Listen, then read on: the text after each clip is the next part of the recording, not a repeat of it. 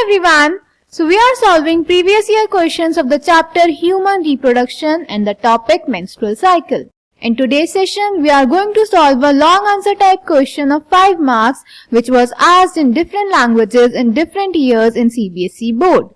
So the question is, describe the roles of pituitary and ovarian hormones during the menstrual cycle in a human female.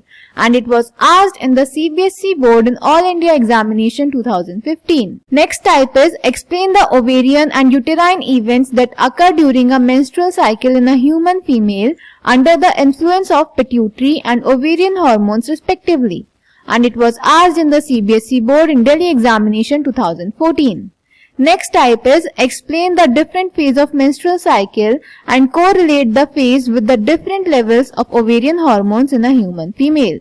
And it was asked in the CBSE board in All India Examination in 2014. Next type is, A part, explain menstrual cycle in human females, and B part, how can the scientific understanding of the menstrual cycle of human females help as a contraceptive measure. And it was asked in the CBSE board in 2018. And the last type is, A part, explain the following phases in the menstrual cycle of a human female. First, menstrual phase. Second, follicular phase. Third, luteal phase. B, the proper understanding of menstrual cycle can help immensely in family planning. Do you agree with the statement? Provide reasons for your answer. And it was asked in the CBSE board in All India Examination in 2017. तो बेटा इस question में हमें basically menstrual cycle को explain करना है. उसमें जो भी ओवेरियन और पिट्यूटरी हार्मोन्स के लेवल में चेंजेस होते हैं उन्हें एक्सप्लेन करना है. और लास्ट 2 टाइप्स में हमें ये भी बताना है कि अगर मेंस्ट्रुअल साइकिल की साइंटिफिक नॉलेज हमें हो, प्रॉपर अंडरस्टैंडिंग हो, तो ये कॉन्ट्रासेप्टिव मेजर की तरह कैसे बिहेव कर सकता है. So let's check the answer. तो बेटा इस क्वेश्चन में हम 4th टाइप को अपना रेफरेंस लेके चलेंगे आंसर सॉल्व करने के लिए. Clear? So let's check the answer.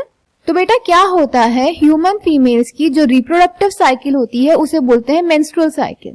Menstrual cycle basically 4 phases में डिवाइडेड है. Menstrual phase, follicular phase, ovulatory phase and luteal phase.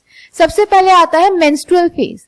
Menstrual phase बेटा स्टार्ट होता है मेंस्ट्रुअल फ्लो के साथ जो चलता है 3 to 5 डेज तक. इस मेंस्ट्रुअल फ्लो में एंडोमेट्रियम जो होती है वो ब्रेक डाउन हो जाती है, साथ साथ ब्लड वेसल्स ब्रेक हो जाती हैं और एंडोमेट्रियम और ब्लड वेसल्स और कॉर्पस ल्यूटियम वजाइना के थ्रू बाहर आ जाता है in the liquid form. Menstruation सिर्फ तब होता है जब ओवम का फर्टिलाइजेशन नहीं होता. कभी कभी हम मेंस्ट्रुएशन की जो एब्सेंस होती है उसको हम इंडिकेटिव ऑफ प्रेगनेंसी भी लेते हैं, पर ऐसा जरूरी नहीं है कि मेंस्ट्रुएशन तभी ना हो जब प्रेगनेंसी होती है. ये स्ट्रेस की वजह से, पुअर हेल्थ की वजह से भी एब्सेंट हो सकता है. देन मेंस्ट्रुअल फेज की बात आता है फॉलिकुलर फेज. फॉलिकुलर फेज में प्राइमरी फॉलिकल्स धीरे धीरे डेवलप हो जाते हैं सेकेंडरी, फिर टर्शरी और फिर मैच्योर ग्राफिन फॉलिकल्स में. इस टाइम पे एंडोमेट्रियम रीजनरेट करने लगती है थ्रू प्रोलिफरेशन. इसी टाइम पे गोनाडोट्रोपिन्स दैट इज LH और FSH का जो सिक्रीशन होता है वो धीरे धीरे बढ़ता है और वो ही फॉलिकुलर डेवलपमेंट को स्टिमुलेट करता है और वो ही ये स्टिमुलेट करता है कि जो फॉलिकल्स होते हैं, ग्रोइंग फॉलिकल्स सिक्रीट करते हैं एस्ट्रोजन्स. क्लियर? फिर फॉलिकुलर फेज की बात आता है ओव्यूलेटरी फेज. इसमें जो LH और FSH का सिक्रीशन होता है वो साइकिल के मिडिल में यानी कि अबाउट 14th डे पे मैक्सिमम हो जाता है. LH के मैक्सिमम सिक्रीशन को हम बोलते हैं LH सर्ज, जिसकी वजह से ग्राफिन फॉलिकल रप्चर हो जाती है और ग्राफिन फॉलिकल के रप्चर होने की वजह से ओवम रिलीज हो जाता है जिसे बोलते हैं ओव्यूलेशन. ओव्यूलेटरी फेज के बाद आता है ल्यूटियल फेज. ल्यूटियल फेज में बेटा जो रिमेनिंग ग्राफिन फॉलिकल होता है वो ट्रांसफॉर्म हो जाता है कॉर्पस ल्यूटियम में और कॉर्पस ल्यूटियम रिलीज करने लगता है प्रोजेस्टेरॉन जो कि जरूरी होता है एंडोमेट्रियम को मेंटेन रखने के लिए और ये मेंटेन्ड एंडोमेट्रियम जरूरी होती है इम्प्लांटेशन और प्रेगनेंसी के दूसरे इवेंट्स के लिए. क्लियर? तो ये है हमारा मेंस्ट्रुअल साइकिल का डायग्राम. सबसे पहले होता है मेंस्ट्रुएशन जिसमें एंडोमेट्रियम और ब्लड वेसल्स ब्रेक डाउन हो जाते हैं और वजाइना के थ्रू बाहर आते हैं. उसके बाद आता है फॉलिकुलर फेज जिसमें फॉलिकुलर डेवलपमेंट होता है और एंडोमेट्रियम रीजनरेट करती है. उसके बाद ओव्यूलेशन हो जाता है ग्राफिन फॉलिकल के रप्चर होने की वजह से और LH के मैक्सिमम LH सर्ज होने की वजह से. फिर ल्यूटियल फेज में remaining graphene follicle corpus luteum में डेवलप हो जाता है और प्रोजेस्टेरॉन रिलीज करने लगता है कॉर्पस ल्यूटियम. उसके बाद फिर से अगर फर्टिलाइजेशन नहीं होता तो एंडोमेट्रियम और कॉर्पस ल्यूटियम डीजनरेट कर जाते हैं और दोबारा से मेंस्ट्रुएशन स्टार्ट हो जाता है, यानी कि नई साइकिल स्टार्ट हो जाती है। Clear? So, first menstrual phase. The cycle starts with the menstrual phase when menstrual flow occurs and it lasts for 3 to 5 days. The menstrual flow results due to breakdown of endometrial lining of the uterus and its blood vessels, which forms liquid that comes out through vagina. Menstruation only occurs if the released ovum is not fertilized. Lack of menstruation may be indicative of pregnancy. However, it may also be caused due to some other underlying causes like stress, poor health, etc. The menstrual phase is followed by the follicular phase. Then follicular phase. During this phase, the primary follicles in the ovary grow to become a fully mature Graafian follicle, and simultaneously the endometrium of uterus regenerates through proliferation. These changes in the ovary and the uterus are induced by changes in the levels of pituitary and ovarian hormones. The secretion of gonadotropins, that is LH and FSH, increases gradually during the follicular phase and stimulates follicular development as well as secretion of estrogens by the growing follicles.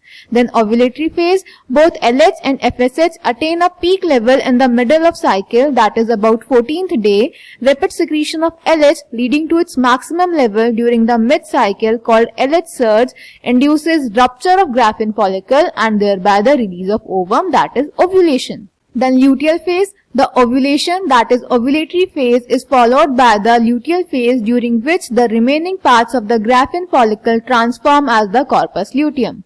The corpus luteum secretes large amounts of progesterone, which is essential for maintenance of the endometrium. Such an endometrium is necessary for implantation of the fertilized ovum and other events of pregnancy. Then this is the diagram of menstrual cycle, and then during pregnancy all events of the menstrual cycle stop and there is no menstruation. तो बेटा हमने बोला था corpus luteum तब degenerate करेगा अगर fertilisation नहीं होगा, तो अगर फर्टिलाइजेशन हो जाएगा यानी प्रेगनेंसी हो जाएगी तो मेंस्ट्रुअल साइकिल स्टॉप हो जाएगी. In the absence of fertilization, the corpus luteum degenerates. This causes disintegration of the endometrium leading to menstruation, marking a new cycle.